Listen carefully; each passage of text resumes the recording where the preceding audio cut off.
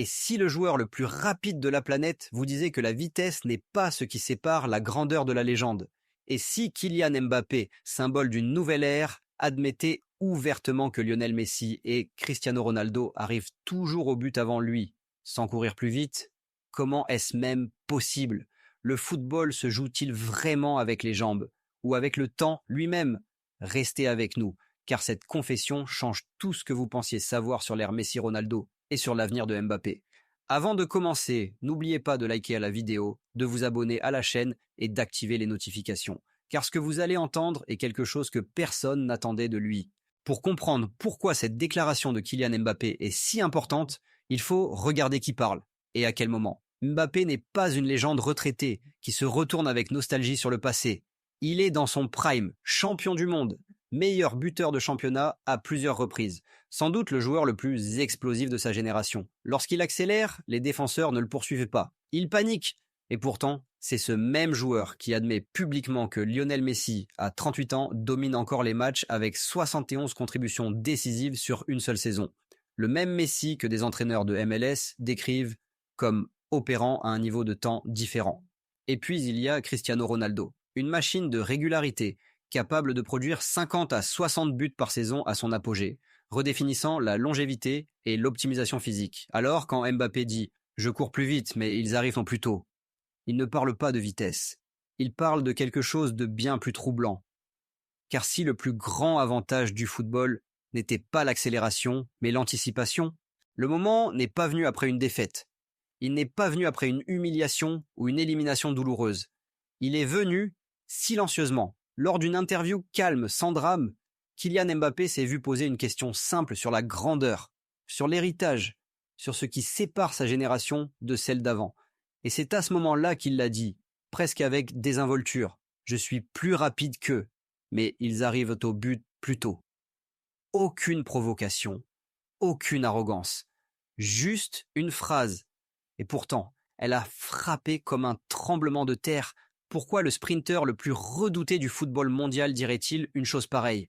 Pourquoi un joueur dont le jeu repose sur l'explosivité, l'espace et la puissance brute déplacerait-il soudain le débat loin de la vitesse? Parce que Mbappé ne parlait pas en tant que fan, il parlait en tant que joueur ayant partagé le terrain, le vestiaire et les responsabilités avec des légendes. Il a vu ce qui se passe avant la course, avant que le défenseur ne se retourne, avant que la foule ne réagisse.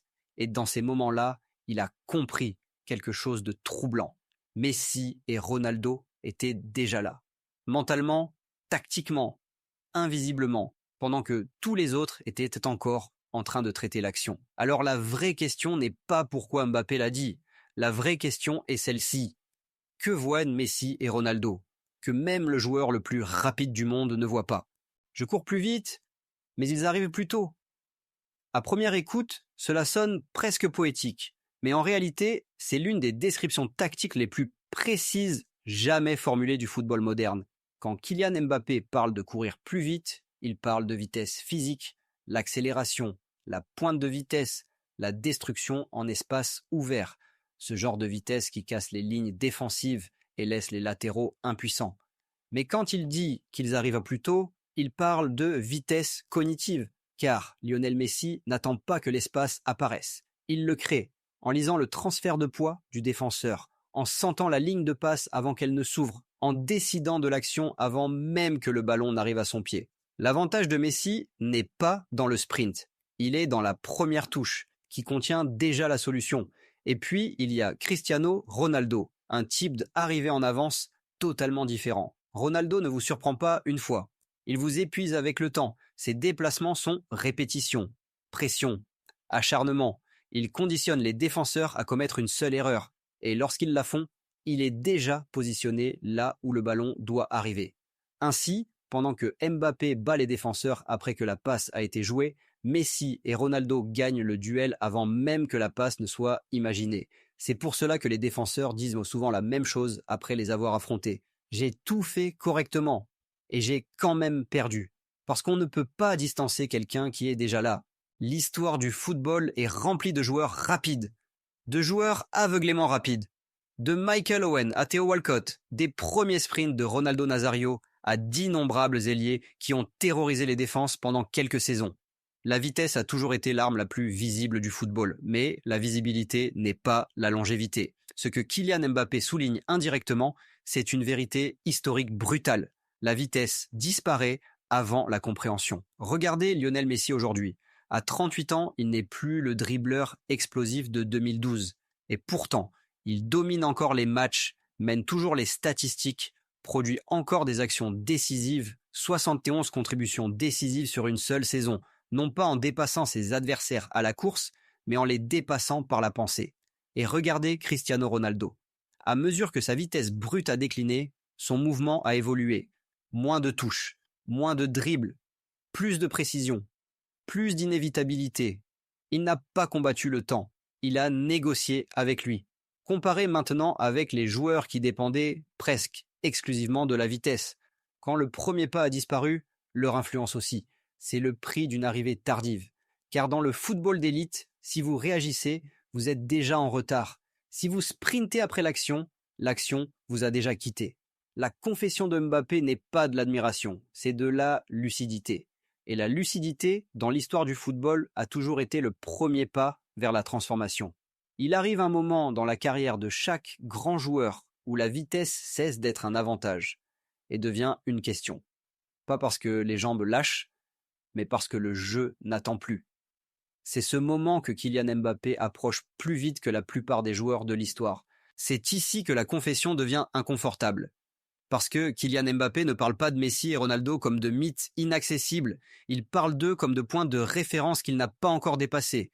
Et cela change tout. Pendant des années, le récit était simple. Mbappé est plus rapide, plus fort, plus jeune.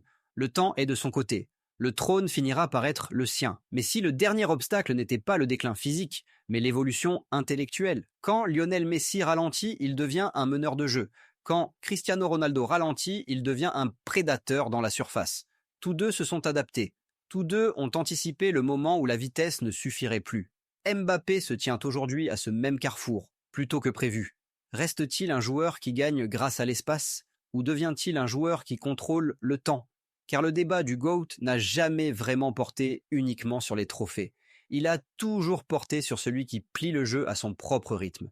Et pour la première fois, Mbappé semble admettre que ce rythme est quelque chose qui s'apprend et ne s'hérite pas.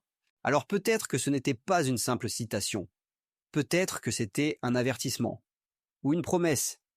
Mbappé a les jambes. Il a les chiffres. Il a la scène. Ce qu'il poursuit désormais, c'est la seule chose que Messi et Ronaldo ont mieux maîtrisée que quiconque, arrivé avant même que le jeu ne commence. Alors je vous pose la question, cette confession rapproche-t-elle Mbappé de la conversation sur le GOAT ou prouve-t-elle à quel point il en est encore éloigné? Likez la vidéo, abonnez-vous à la chaîne et partagez votre opinion dans les commentaires. Le football avance toujours, mais les légendes ne se contentent pas d'aller plus vite, elles voient plus tôt. Et peut-être est-ce là la véritable leçon cachée dans cette confession. Le prochain GOAT ne sera pas celui qui court le plus fort, mais celui qui comprend le jeu avant même qu'il ne pose la question. Abonnez-vous, restez avec nous et on se retrouve dans la prochaine histoire.